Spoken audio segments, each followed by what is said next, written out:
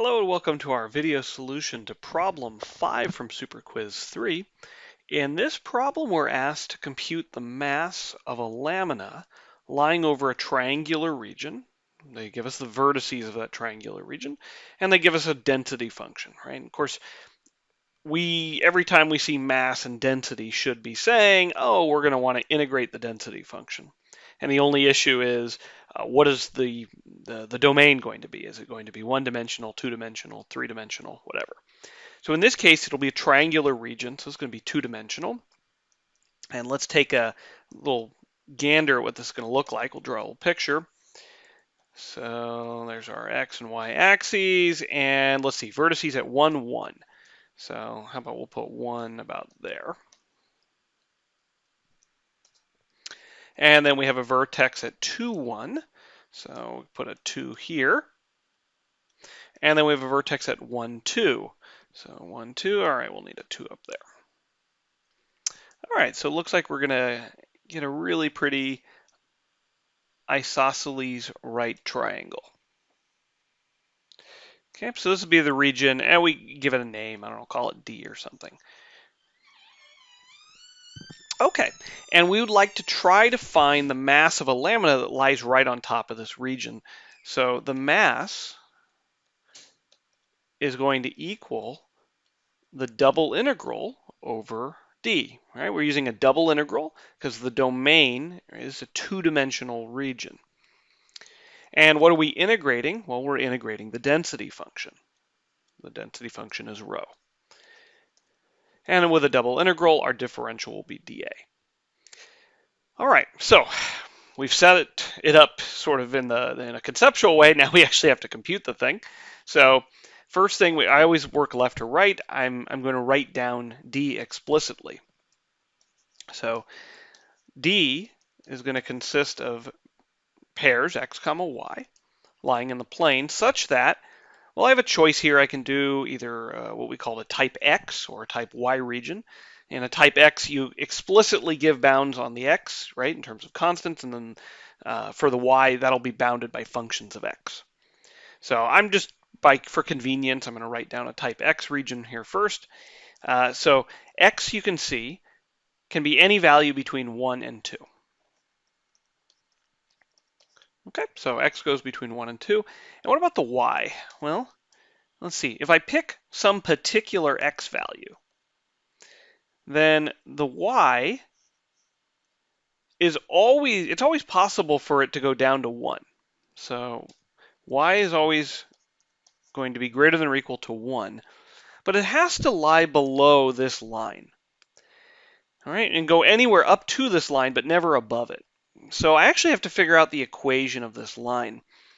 And you got to be a little careful here because the way we've written the points, you might start saying something weird like, oh, the intercept is at 2, but it's clearly not at 2 from the picture. In fact, where is the intercept going to be? Well, maybe we figure out the slope and that'll answer that question.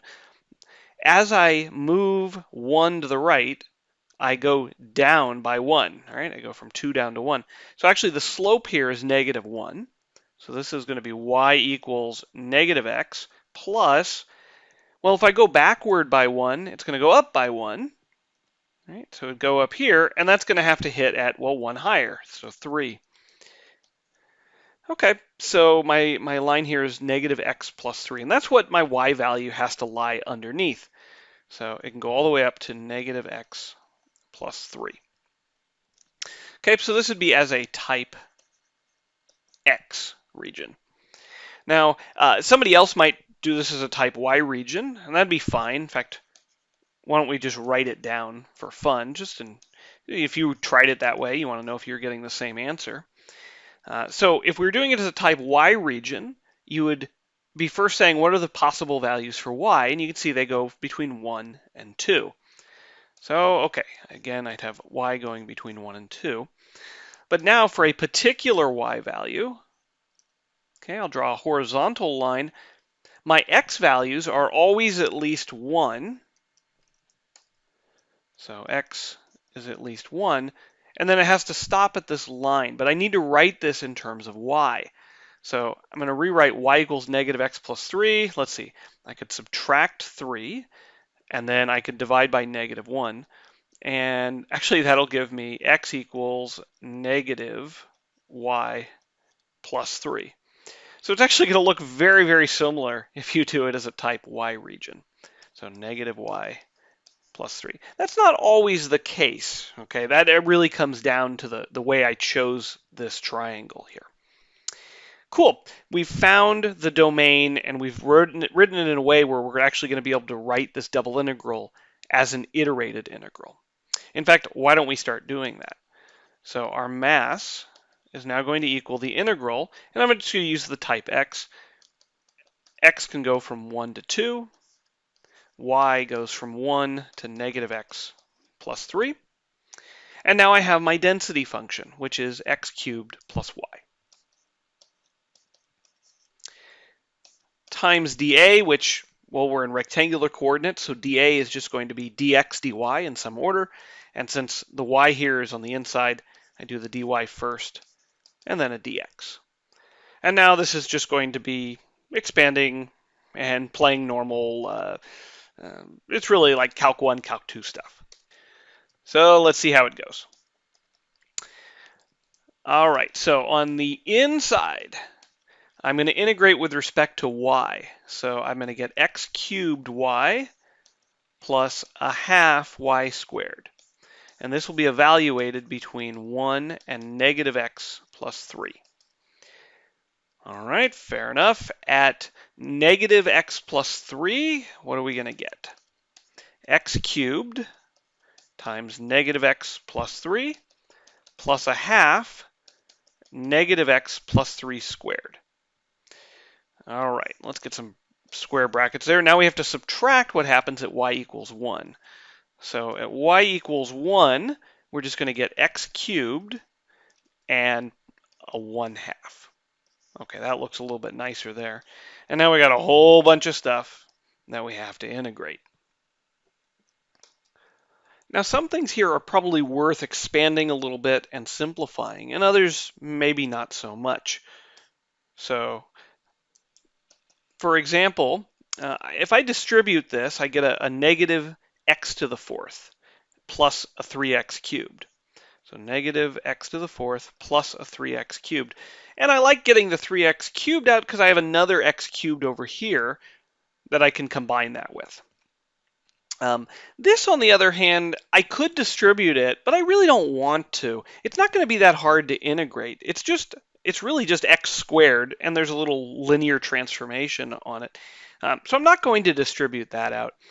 And then, of course, there's nothing else to distribute here. So let's just quickly rewrite this as negative x to the fourth.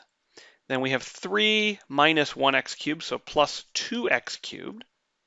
We'll have 1/2 negative x plus 3 squared. And then we also have minus 1/2.